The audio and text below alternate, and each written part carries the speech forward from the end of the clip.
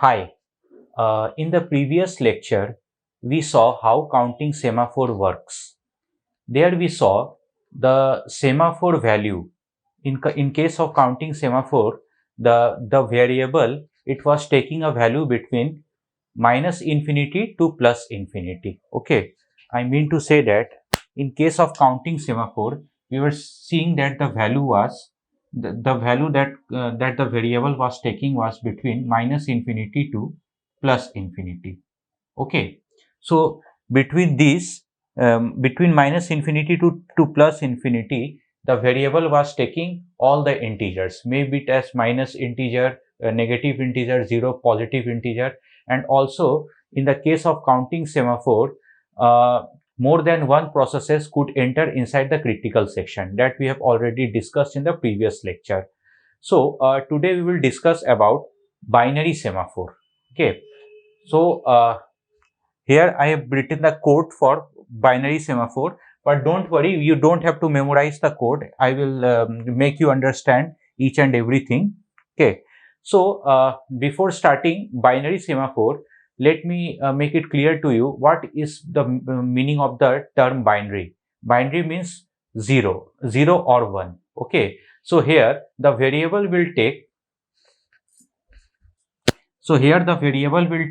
only two values, either 0 or 1. Okay, the value could be either 0 or 1. So now you can guess the difference between the counting semaphore and the binary semaphore. In counting semaphore, the values could be 1, 2, 3, 4, 0, then minus 1, then minus 2. But in case of binary semaphore, we will take only two values, 0 or 1. Fine. So here binary semaphore, it ensures mutual exclusion. Here at a time only one process can enter inside the critical section. Okay, we will discuss it how. So now here you see generally what happens. Before coming to the code, I will just give you a brief overview. After that you will understand the code very easily. Okay, so here generally what happens, the binary semaphore is initialized as 1. Okay, the binary semaphore value is always initialized as 1. S dot val is always is equal to 1. Why? Because here you see, when the binary semaphore value is 1, then only a process can enter the critical section. Okay, just remember this point. If the binary semaphore value is 1, then the process can enter into the critical section. Okay, but if the binary semaphore value is 0, then process can't enter into the critical section. Fine. So let me repeat this sentence because it's a very important line. If the binary semaphore value is 1, then process can enter inside the critical section. If binary semaphore value is 0, then the process can't enter inside the critical section. Fine. So now you just tell me that the initialization of binary semaphore will be 0 or 1. Definitely it will be 0. Definitely it will be 1, because if the value is 1, then only the process will enter inside the critical section. But if the initialization itself is 0, then none of the process can enter inside the critical section. So here generally we start with the initialization as 1. Okay. So and also one thing is that when a process, suppose you see here,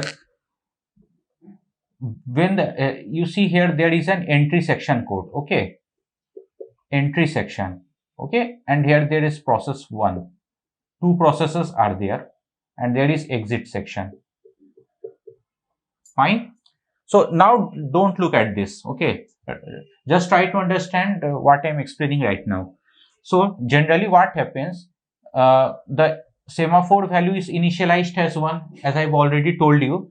So what happens there, a process before entering the critical section must execute this entry section. So what happens there, if the value is 1, then the process can enter. Suppose P1 tries to enter into the critical section. Fine. So P1 will execute this entry section. So in the entry section, P1 will see that S is equal to 1. Then P1 will understand that that I can enter into the critical section.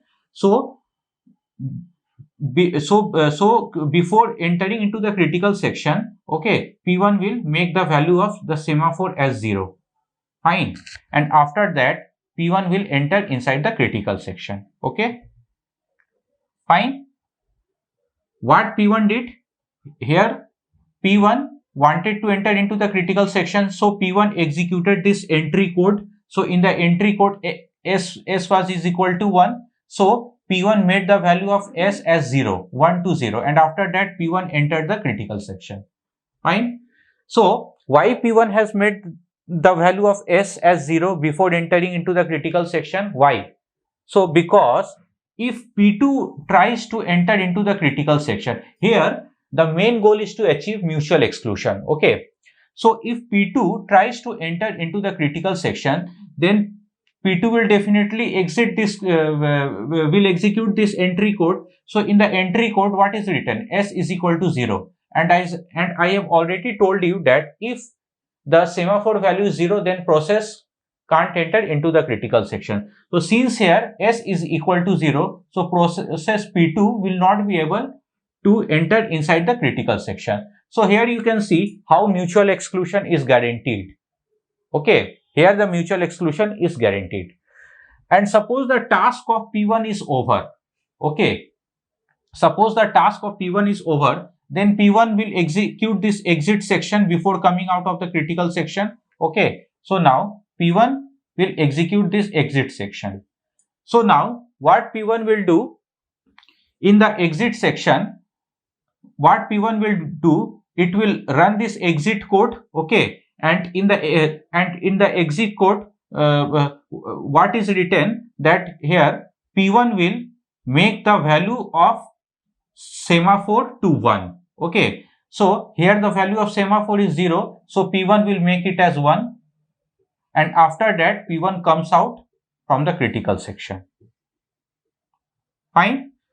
So why P1 has made the value of semaphore as 1? Because now the critical section is empty, so that other process, if they want to enter into the critical section, then they can get inside it. How? You see, here P1 has made the value of semaphore from 0 to 1. Now suppose if P2 again wants to enter inside the critical section, so since the value of semaphore is 1, so P2 will enter inside the critical section by making it as 0.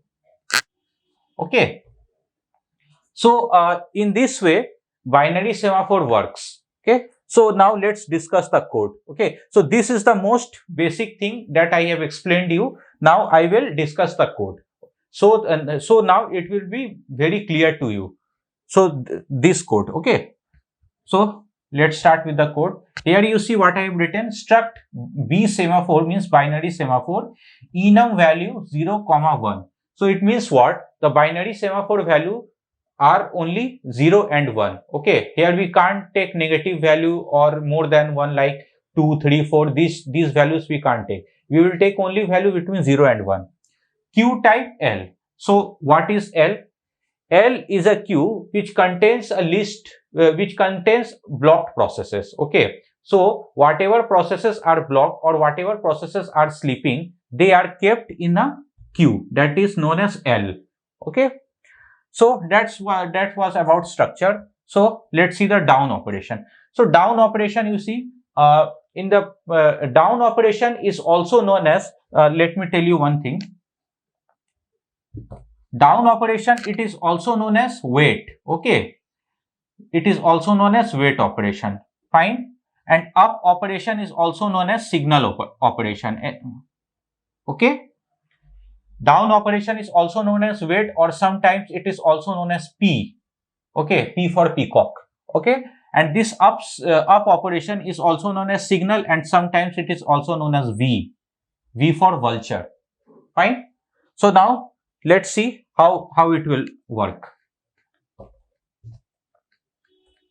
So here you see that in order to get the entry inside the critical section, a process will execute this down operation. Okay, a process will execute this down operation. If the process successfully executes this down operation, then the process will get the entry inside the critical section. And in order to come out from the critical section, a process must execute this up operation. Okay. So it means what? In the entry section, this down operation code is written. Okay. Here the down operation code is written, and in exit section this up operation code is written. Fine. Now you see here. Suppose uh yes, here you see in down operation what's written. If val s dot val equal to 1. Okay. If s dot val equal to 1. So as I have already told you that the semaphore variable is initialized as 1 always. Okay. So here it's checking whether I can enter into the critical section or not. Suppose two processes are there, P1 and P2. So now P1 wants to enter, so P1 is checking. If s dot val equal to 1, yes, because s is equal to 1, so 1 equal to 1, it's a true statement. So now s can enter inside the critical section. So before enter inside the critical section, s p can sorry, here P1 will check whether s dot val equal to 1. 1 equal to 1. Yes, it's true statement.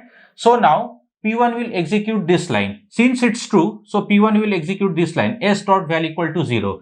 So now P1 will make the value of s as 0, and after that the P1 will enter inside the critical section. So now P1 is inside the critical section.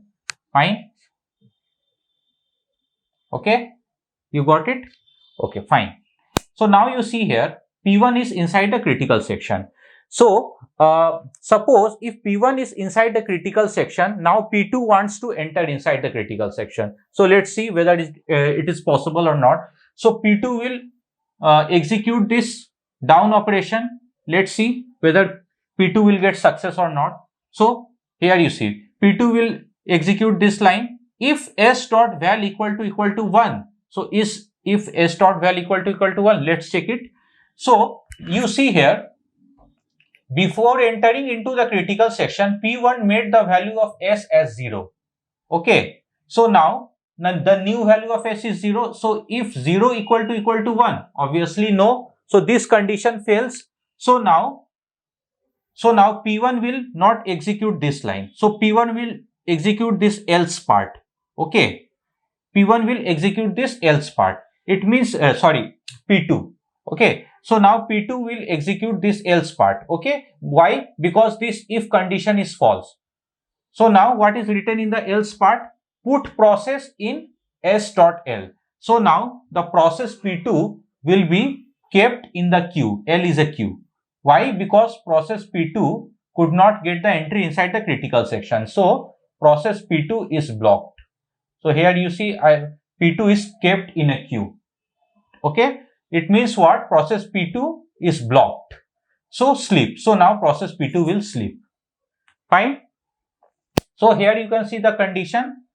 P1 is inside the critical section. Okay. And after that, when P2 tried to enter, P2 could not get the success, and now P2 is kept in a queue, and now P2 is sleeping in the hope that someone will wake him up. So let's see how.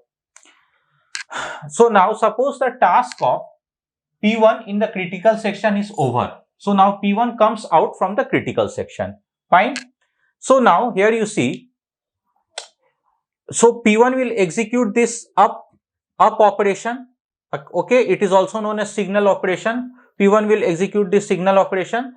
So here, before coming out of the critical section, P1 will check whether is there any processes which are blocked in a queue. If there is any blocked process, I will wake him. Okay. So here P1 will check. If s.l is empty, so P1 is checking if the blocking queue is empty. No, the blocking queue is not empty because one process is already inside the blocking queue, that is P2. It means what? P1 has come to know that P2 is blocked. Okay. So now, since the blocking, since the queue is not empty, so now P1 will not execute this line. So P1 will execute this else statement. Okay, because here you see the condition is false. So now P1 will execute this else statement. Select a process from s.l and wake up. So now what P1 will do?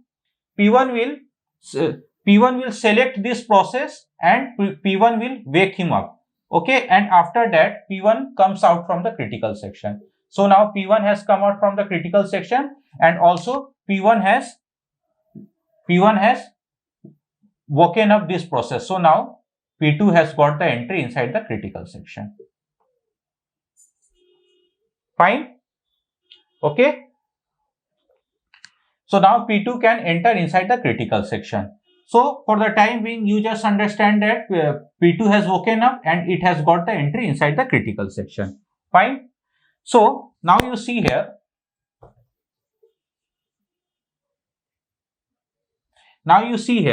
Suppose the